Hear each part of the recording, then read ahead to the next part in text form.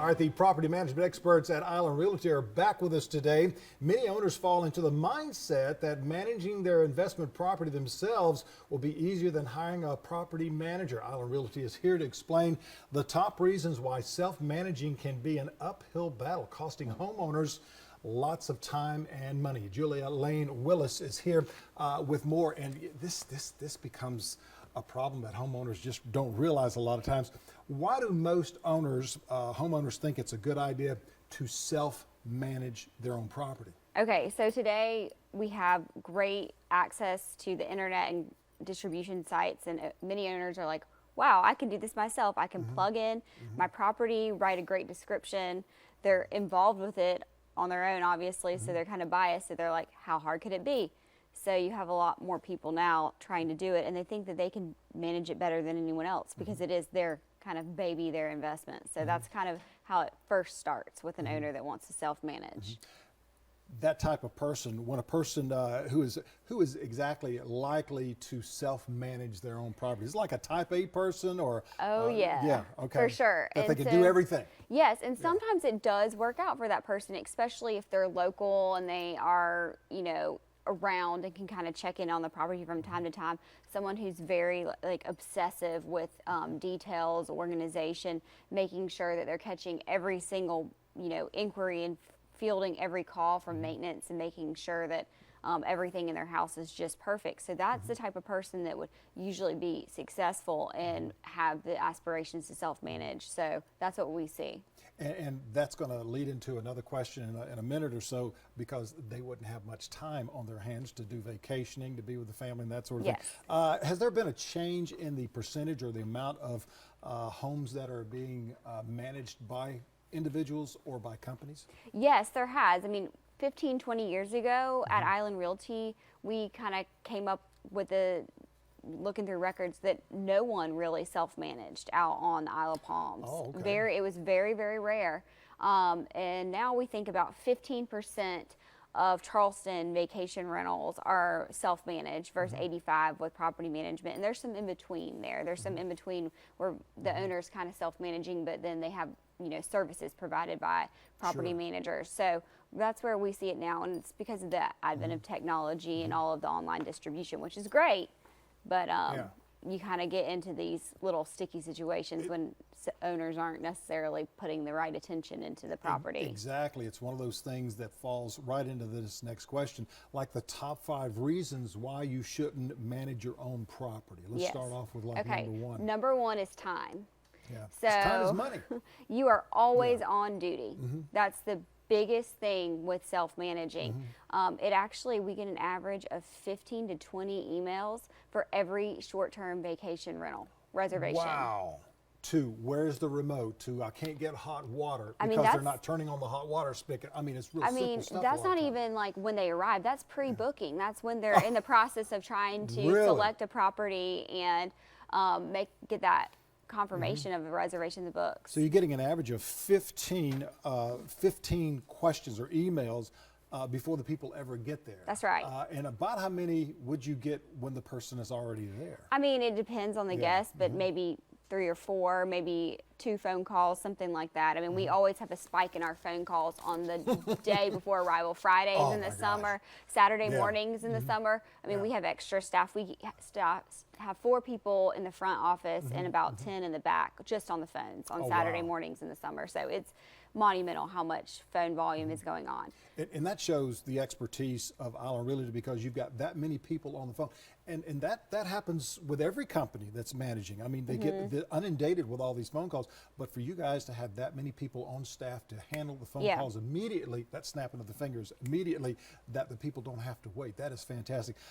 Another reason why you shouldn't self-manage is you don't get to go on vacation, because what's going to happen when you go on vacation? You have to put service above yourself. You have to remove yourself and your self-interest from your rental, and then you have to know that every single piece of that experience for the rental is all about the service. And if you cannot put the service above yourself, then you're not living up to that customer's expectations. So that's another reason why you should stop self-managing, because you don't get to rest and enjoy your beautiful vacation home that you spent so long trying to buy enjoy. And you get some bad marks on reviews. Yeah, That's and all true. that. Exposure and industry trends. Okay, this is the biggie here, marketing and technology. Oh boy. Because marketing is more than just a self-listing site. Exposure is really expensive. A professional property manager can provide a lot more in terms of Sure. exposure. I mean, our Facebook page has over 12,000 likes. Whoa. I don't know what a self-manager's Facebook page for their own rental would have, but I'm sure it wouldn't have that type of punch, Probably you know. 15. Exactly. With And then no zeros. technology Yeah. Is always changing. Absolutely. Trends come and go. They change fast. And I mean, if you're self-managing and doing all these other things, you might not have time to keep up with the trends. Absolutely. So that's a big one. Conflict resolutions. That's really what can put a self-manager out of business and legal liability. So if you have one single issue or a lawsuit, it can shut down your business. And you also have to be able to take the criticisms from customers. What if Yeah. someone said, "I'm sorry, your home is you can't live in it. It's Uninhabitable. You uninhabitable." Can't go in. Yeah. Yeah. You got to have a little bit of a tough skin. Yeah, you have to take and, that. And a strong stomach too. Yeah. How about personal family issues? Oh, that's a big one. Yeah, and this Yeah. is the last one that's really important for self-managers to understand. If you're not working, neither is your business. Yeah. You have to be solely reliant on yourself. So that's really sad if you had a health problem, or if you needed to go take care of something that was really important to you or your family personally, those listing inquiries are just not going to get answered, so you're not making money. Yes, right. You're not going to be making money. What costs do self-managing owners pay for that are often overlooked? Well, they often don't really pay themselves for their time that they're spending on answering these emails and talking to guests. I mean, when they're over trimming hedges before arrival, I mean, you have to put a cost and a value on how much do you pay yourself when you're working, you know, your regular job, your salary, what do you make per hour, and how much do you value your leisure time? Is that $50 an hour? Because all those expenses need to be factored into your profit margin when you're self-managing, and a lot of owners don't do that. A lot of times when people are self-managing and they don't pay themselves, but if they do pay themselves, then they got to pay, and they claim it, then they got to pay taxes on what they paid themselves. Exactly. That gets doggone confusing right Yeah. there. It really does. It's really hard. What solutions does Island Realty offer to self-managers looking to transition to a professional management? Okay, let's just say I own my own real estate on the Isle of Palms, right on the beach, and it's just been so inundating to me to take care of it. What do I look for in Island Realty?